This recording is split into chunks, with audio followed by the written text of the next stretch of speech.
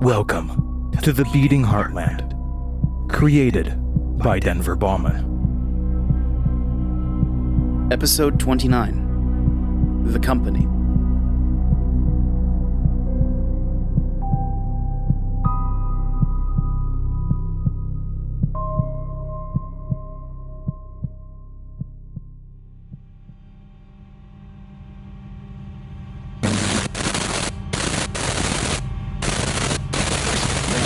Let me step up for some. Brain will swim up there on the floor.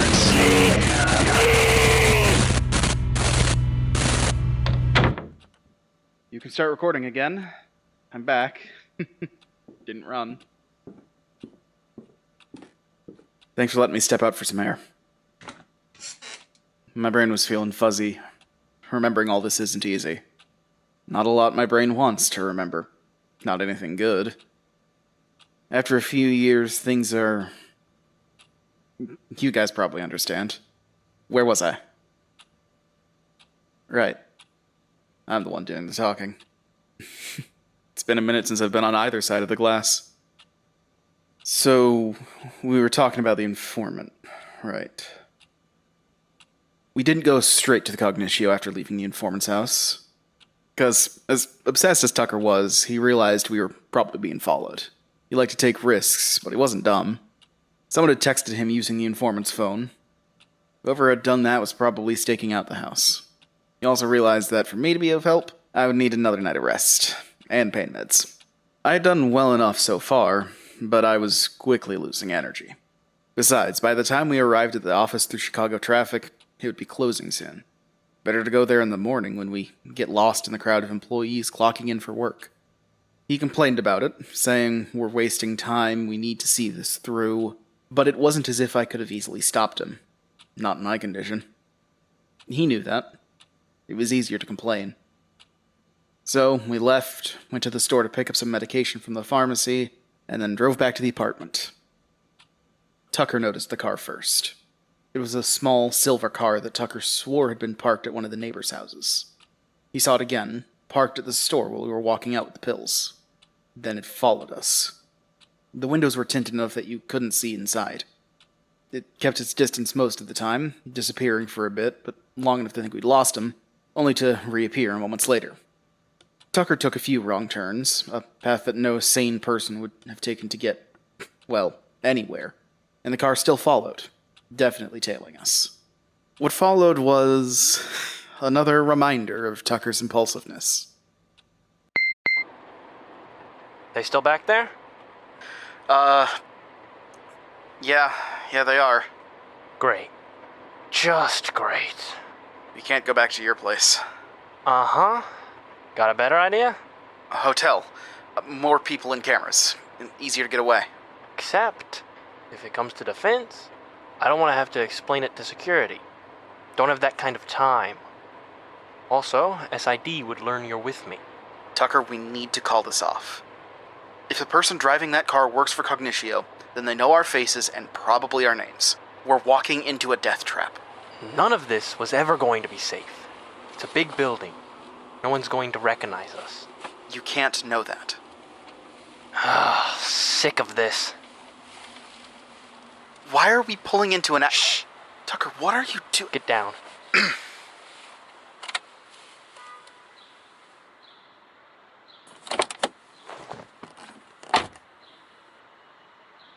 Hey! Are you lost? I can help. Alright, you can get up. Tucker, that was... They might have been... What else you want me to do? Well, Stay here. Gotta check the body.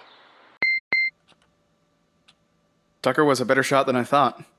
He'd nailed the guy right between the eyes, through the window. Couldn't even see the head through the glass, but he knew where it would be. After busting through the glass with a tool that he apparently kept on him, he opened the door and saw that the man had been pulling a gun from the glove compartment and had a burner phone on his lap. Not wanting to waste time, Tucker snatched the phone and noticed it was still unlocked. The guy had been making a call. Tucker hung up before it went to voicemail and started scouring the phone. That had been the only call attempted, or at least that hadn't been deleted. The only other communication was a text thread to an unknown number. There was only one message. Notify me once the job is done. It had been sent around the same time we'd entered the house. Tucker grinned and texted back, "Job complete." He looked up at me and said that should keep their eyes off us for a bit. He didn't sound convinced. It had been too easy to realize we were being followed. Tucker glanced around the alley, and no one had seemed to hear or care. Not wanting to wait around in case other people were on their way to ensure the job was complete, or get spotted by someone walking their dog, we got back in the car and drove to Tucker's apartment. This was fun. Fun? Come on. Tell me you haven't missed this. I almost got killed by a zombie. Yeah, well, field work. Right. I'm just... Get some rest. Take some of those pills. I'll keep watch. No, I can take the second shift. You're not staying awake all night. I'll be fine. Got booze and caffeine. Rest. Need you on top of your game tomorrow. How you feeling? Not bad, actually. This has been a good distraction. You did miss it. I guess. Get out of here. I'll make sure no one shoots you in the head while you sleep. Appreciate it. I realize how stupid this probably all sounds. We suspected Cognitio to be part of a cult connected to the whole monsters and magic thing, so we wanted to go to their home turf and thought we stood a chance. Stupid, but look. At the time, maybe it was delusion, or over self-confidence mixed with a low sense of self, trying to prove that you are good enough, overcome the past failures. But at the time, all we were thinking was, if we didn't do something, who was going to? Barely anyone could even remember there was anything wrong. We could. Cognitio was our lead. Without anything on the internet, our only source of information was going to be seeing the building ourselves. It was suicide, but we had to get information out of there. Well, anyway, the night passed uneventfully. I woke up and the sun was starting to rise. I stretched, my limbs still sore, but at a manageable level, and walked out of my room to see Tucker staring at the wall. It was the one with his notes, the crisscrossing red string with pins holding up photos and documents, connecting them in a web. The string almost formed a pattern, a shape that reminded me of Native American dream catchers. His eyes were bloodshot, his gun sat in his lap, and a few beer cans laid crushed at his feet.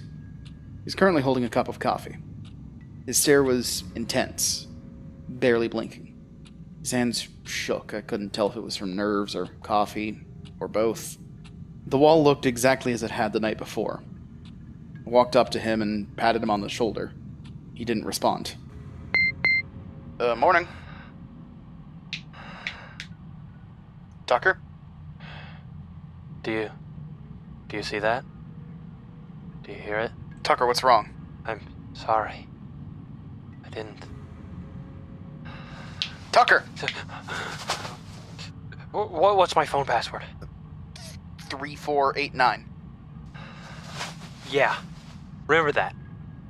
Use it if something happens to me. Tucker, what's going on? You're looking better. How's the pain? Not bad, but... Great. Ready to go? No, what was... Are you ready to go? Tucker shook his head and gave me a look that said, "Not here." Whatever had happened, he didn't want to stay longer than necessary. Besides, we had to get going to join the crowd of people flooding into the Cognitio for work on time. Tucker clumsily walked over the faucet and splashed cold, then hot, then cold water on his face. He shook, water coating the sink and mirror, and headed towards the door. He looked back at me. Not going to chicken out on me, right? Not waiting for a response, he walked more confidently out the door. As I followed behind, I got this prickly feeling on the back of my neck. Someone was watching me. Something. I turned. No one. The messy apartment stared back, but the wall felt different. It was like something was crawling inside the wall, underneath the strings and papers. Then It looked like a face, screaming, pressing against the string like it was trying to escape. Letters appeared on the wall, scrawled in red. I didn't understand them. It looked like gibberish. And then they were gone. The face receded, and the letters disappeared. The prickling on my neck returned, and then a cold sensation like water being poured over my head. A cold, static noise followed, filling my ears and causing my vision to blur, my legs to wobble. Tucker called for me to come. We couldn't be late. It was muffled underneath the static, and I could almost hear another voice saying something. Two voices. A man and a woman. Tucker walked up and slammed the door shut. The apartment and the wall snapped out of view, and the prickling and noises stopped. Tucker looked at me and cocked his head. I didn't say anything, just nodded a thanks. We hopped in the car and began the drive through crowded morning Chicago traffic. I sat in silence, unsure how to phrase any of my questions. After a few minutes of thumb twiddling on the steering wheel, Tucker looked at me.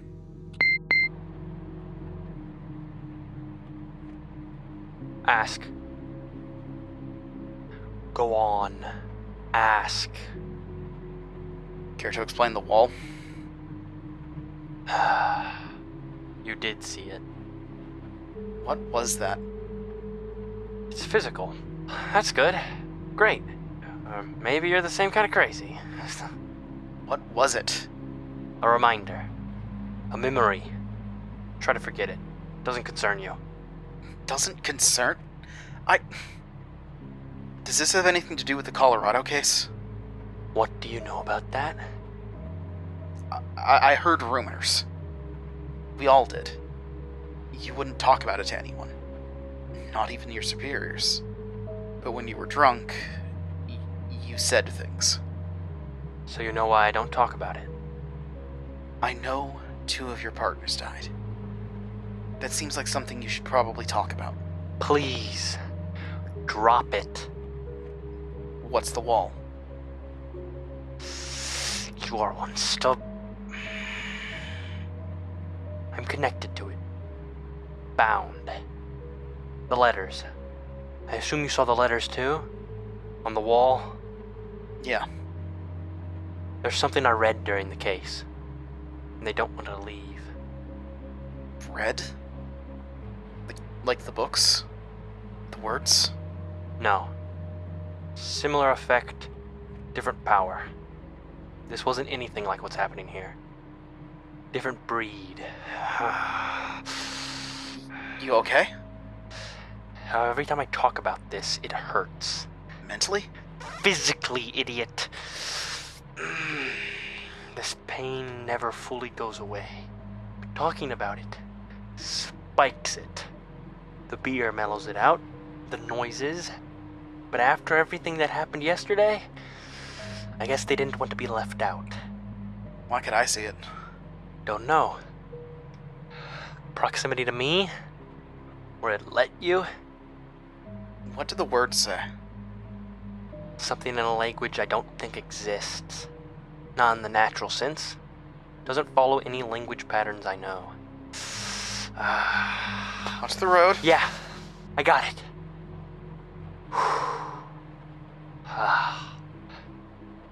We done now? Yeah. Yeah. He was trembling. Sweat dripped from his forehead, and his whole body was shaking. Pain. Actual pain. So I steered the conversation towards the plan for what we were about to do. Tucker's plan was simpler than I'd hoped. Walk in, use the key card, find Terry's office, and then he needed to access the computer. He didn't elaborate on why, and when pressed for more details, he just waved me off and said there was no point in overcomplicating it. The computer would have information. I asked him if Terry had given him his passcode, and Tucker just chuckled and said, "That won't be necessary. We get in, get the computer, get out." Simple. When we arrived at the building, the parking lot was already filling up. A crowd of people was lazily walking towards the front doors, and security personnel were posted, glancing around, half bored, half irritated. I have to admit, the number of people filing in made Tucker's plan seem less far-fetched. It'd be easy to get lost in the crowd. He parked the car and looked at me. His hands trembled slightly on the steering wheel, but otherwise he looked determined. Last chance. Still doing this? I glanced back at the building. It looked like the first cult's building. Same dark, tinted windows that didn't allow you to see what was happening inside. Monolithic, featureless, boring. Cities can be beautiful, but too often they're filled with hundreds of tall carbon copies. It's oppressive. They block out the sun, a foreboding reminder of the... Sorry, this... I'm not... Sorry, that's not important. I pushed back the memories of the Chicago job. I looked back at Tucker and nodded. Let's do it, I said. He smirked and quickly pulled out a white button shirt and a black suit coat from the back seat. Gotta look the part. Walking into the building was easy enough. Security didn't even glance our way. As we walked by them, Tucker gave a simple, "A tour," and pointed in my direction. The guard gave a slight nod. Keycard in hand, Tucker quickly passed it through the scanner, the picture facing down, and ushered me into the building. My first impression was that everything was clean. Very clean. The janitors must have been going for an award, because the floors shone just about as brightly as the oppressive, white, overhanging lights. Tucker walked by the front desk without a glance, but I trailed a few steps behind him to get a better look at things. If I were on a tour, it would have made sense for me to be looking at things anyway. There were two ladies at the desk, both dressed identically. That's the first thing I noticed. Everyone was wearing the same thing. No variation. I glanced at Tucker, and while his outfit was close, it wasn't quite right. The suit was a shade too light, and the cut was off. People didn't seem to notice or care, but to me, it made us stand out. The two ladies sat at the front desk and seemed half awake. They stared at the door, unmoving, doing nothing to pass the time as they waited for someone to need their assistance. Behind them was a giant emblem of the company. A large, lidless eye. But it was built in such a way that when you walked past it, the eye followed your gaze. But it didn't move. I don't think. We made it to the elevator. Once inside and the doors had closed, Tucker let out a long sigh. He was more nervous than he was letting on.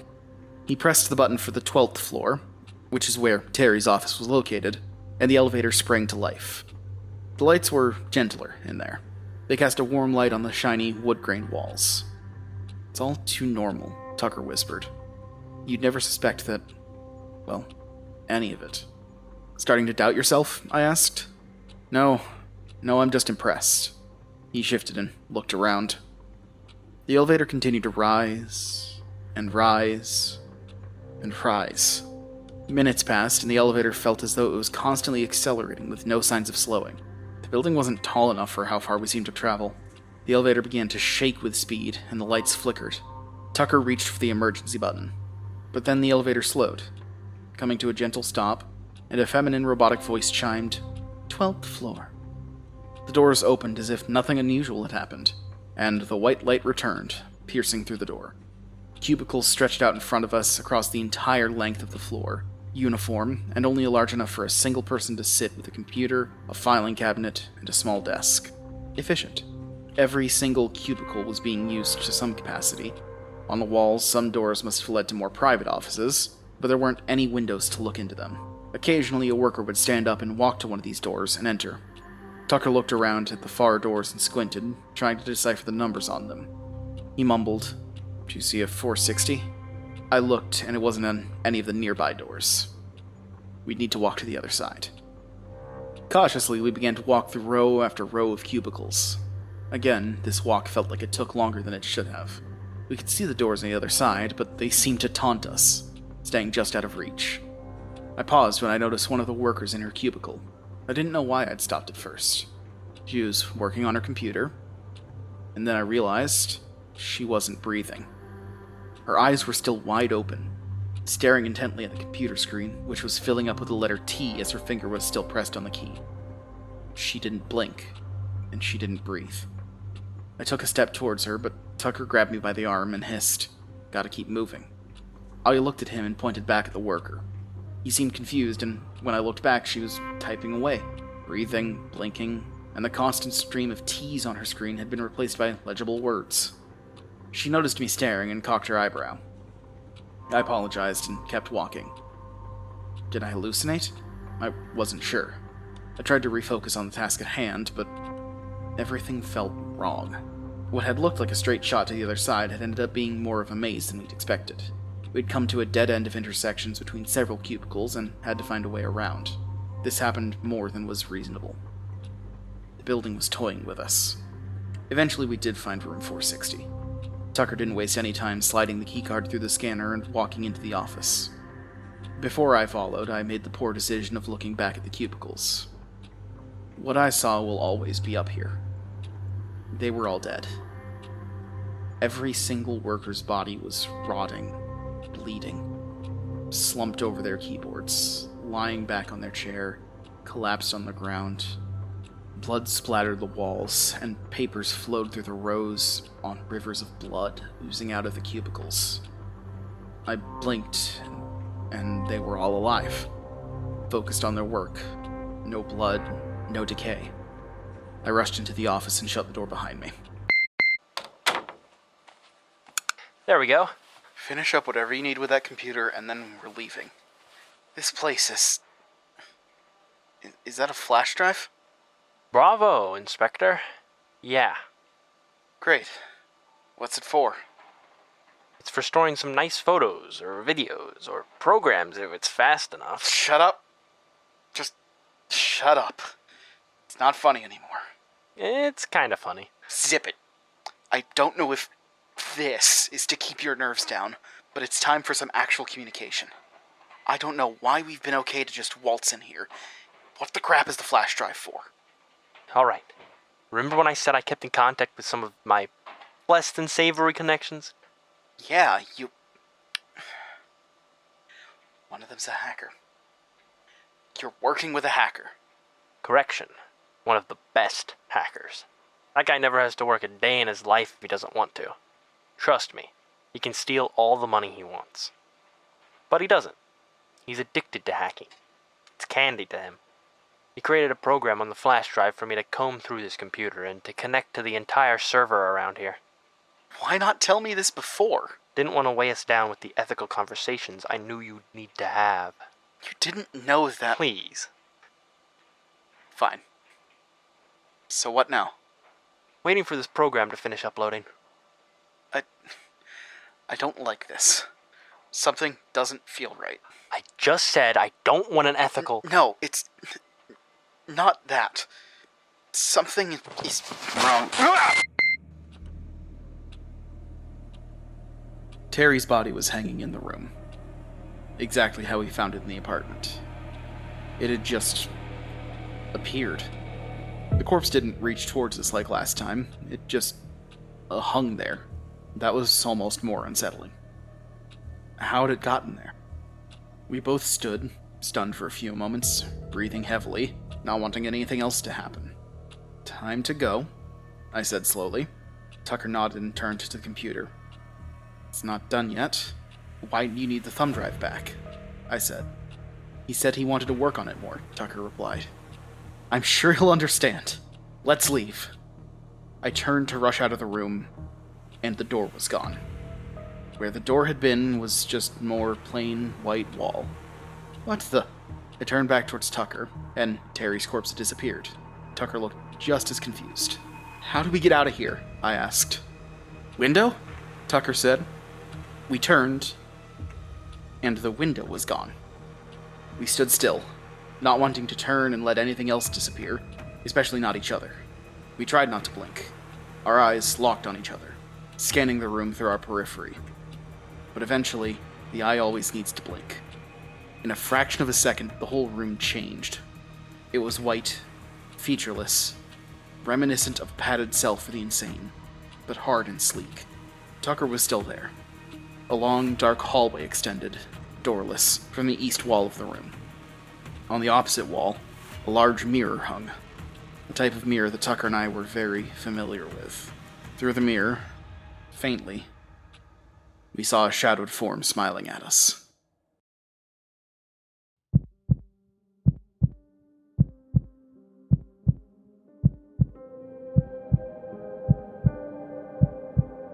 The Beating Heartland was written by Denver Baughman. If you enjoyed the show, please rate and review us on whatever streaming platform you are using. Follow us online at The Beating Heartland. Thank you for listening.